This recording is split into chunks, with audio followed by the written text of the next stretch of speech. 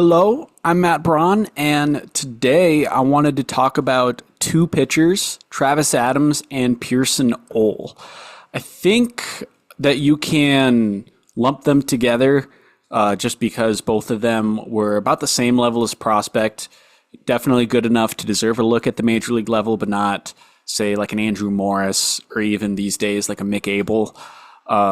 So they're more on the back end, guys that you would be surprised if they became consistent major league contributors, but still possess some talent nonetheless. Can do it. We have seen players of this caliber do it. And they're about the same age too. I think they're both about to turn 26. So you're kind of getting at that point where you're like, okay, what are you? You know, you can't really just sit and let them develop. That's just not how major league teams work. They don't have time. They don't have roster spaces. So we're going to look at both of these guys real soon. And we're going to look at their Fangraphs and baseball perspectives, or excuse me, baseball savant pages to help explain them. So I have Adams here. We're going to start with Adams simply because I think he has the better chance of sticking long term. And the reason why is we're going to look at Stuff Plus here. This is not standard on Fangraphs, by the way. You have to edit it in the settings to get this to come up for pitchers, but I have done that. And the thing is, Stuff Plus sees his four seam as an above-average fastball, so it's a major league fastball. And I think this Stuff Plus is a good general amalgamation. It's a good short, simple. What is the does this guy have the juice for these pitches? Do these pitches move like they need to move? And the four-seamer does. And the slider does too at about an average level. And that's the thing about Stuff Plus is that sliders have always graded. There you go, league average 108 there. Four-seam a bit lower, 96. 100 is average. It's like WRC plus. Really any plus stat, I think you're going to see 100 is average if you weren't aware. So the reason why I have some optimism for Adams here is because of this. The four seam is above average, the slider is about average, and even though the ERA and the ERA estimators are very much not good, I think the bones are here. I think he has some sort of ability. Even though, let's take a look at Location Plus. Location Plus doesn't love it. Location Plus sees actually the sinker and the curveball as better pitches, which is really funny. Actually, we're going to get to that in a second. Why that's kind of funny. And then Pitching Plus overall, that's a combination of Stuff Plus and Location Plus. It only sees the sinker as a plus pitch and the cutter, which again is kind of funny. There's a reason why you maybe just don't want to rely on these guys, and that's because of what we're going to look at in a second. This is his Baseball Savant page, and this is his pitch tracking.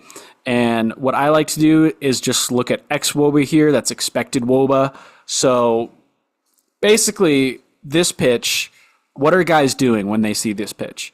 And you read WOBA on base percentage. So 375 on the four seam, that's pretty high. That's not great. 366 on the slider, again, that's pretty high, not great. 343 on the changeup, again, pretty high, not great. This is why he has an ERA of almost 8 in the majors. The issue here is the cutter, sinker, and curveball. This is unplayable. These are unplayable numbers. Anything, I would say 375. If you're getting these kind of results, you should probably be thinking about lessening this pitch, maybe altering it in some way in shape, velocity, what have you, or just straight getting rid of it. And once you're talking about numbers that are over 500, this is I don't even think Barry Bonds would have a WOBA this high. This is just unbelievable. 793, it's a very small sample size, but still. For Adams, I just wouldn't throw these pitches. Whenever he comes up next, if he comes up next, who knows? There's a lot of young starting pitching and a lot of pitching just in general. The Twins are going to have to sort through.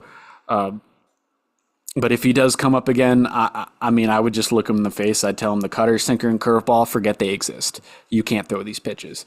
The four-seam slider and changeup here do have some potential, and that's why I think he could potentially come up and be a one-inning guy, maybe a two-inning guy. I think the multi-inning major league career, I don't see it right now. Stranger things have happened, certainly, but I just don't see it. But I think what he's going to have to do is over the off season, focus on the four seam, focus on the slider, focus on the changeup.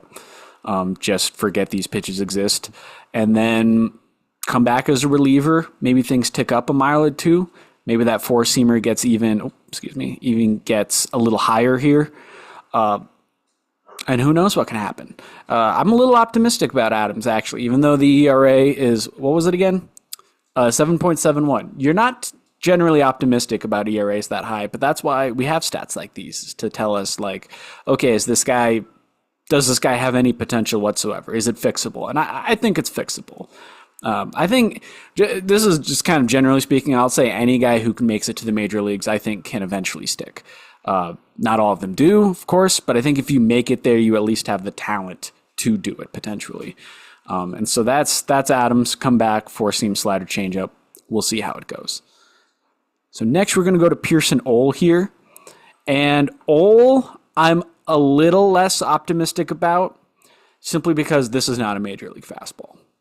A stuff plus of 85 it's not playable. And I think the four seam fastball, more than anything, has a floor that it needs to be at. 96, they say, is league average. He is over 10 points below that. The changeup is a good pitch. The changeup is a great pitch, and we knew that coming in. Stuff Plus does not think much about the cutter and curveball, so we're basically just pure stuff-wise, it's changeup, and that's really it. And that's also probably why he was getting hit around like he was.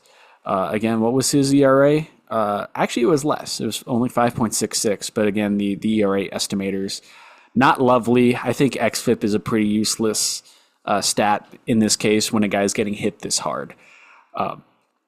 The thing is, though, the location plus is so much better. I mean, this is super, super elite on the changeup. And again, we knew the changeup was a good pitch. So not only is it moving a lot, but he's putting it in great locations so far, which I think has been consistent with what I've noticed. And it really likes the curveball as well. And that's why actually his pitching plus is 103. But yet again, I look at this and I just see one super, super elite pitch and a below average, a significantly below average, and a little below average. And I'm like, I don't think a changeup can carry a profile like this, at least not in a starter. Now, maybe a reliever you can. Of course, we've seen a guy like Tommy Kahnle who throws, I mean, how many changeups did he throw in a row in these last playoffs? And that's basically all he throws for the Tigers. And he's an effective reliever. And we've seen slider guys do that. Of course, Matt Whistler a few years ago. So I think in relief, this could work. As a multi-inning guy, I don't think this could work. So, and let's look at the profile here. Yeah, when your four-seamer is getting hit for a 487 xwOBA, remember what I said earlier, you should just stop thinking about throwing the pitch? It's kind of hard to completely stop throwing a fastball, though. Like, you still need a fastball in your profile. So that's why it's difficult to envision like a worthwhile adjustment here that doesn't include just move him to the bullpen and hope that the velo ticks up. The changeup did perform at least decently. 324 says that guys are still hitting at an above average level, but like that's something we can work on, right? Like this isn't unfixable, even though he's given up 4 home runs with it. It's a bit funny. That's his best performing pitch. The cutter, they were hitting it hard. The curveball actually got really good results. But I just wonder if that's a small sample thing. And then in some recent starts, we've seen this sinker, which I think is augmenting the four-seam fastball. So I think the Twins are already on it. I think they're just like, man, this four-seamer is just not going to play. It doesn't have the characteristics of, say, like a Bailey Ober four-seam fastball at his peak. Because Bailey Ober could make 91.7 work, and he could dominate with it. I don't know if Pierson Ole can make it work and dominate with it. And I think that's why we're seeing the sinker. And we'll keep an eye out for this. I'm curious to see how this plays. We even see a few knuckleballs. I was wondering about that. I wasn't sure if that was just missed input, but no, that's real. We even got some knuckleballs up here. We were talking about Corey Lewis as the knuckleball guy. I guess it was Pierson Ole who should have been on our radar as the knuckleball guy. But Ole was also sent to AAA, so both Adams and Ole are at AAA at this moment. So it's hard to know exactly what they're working on. It's interesting. We're at least seeing some movement on Ole's front with the sinker, with the knuckleball.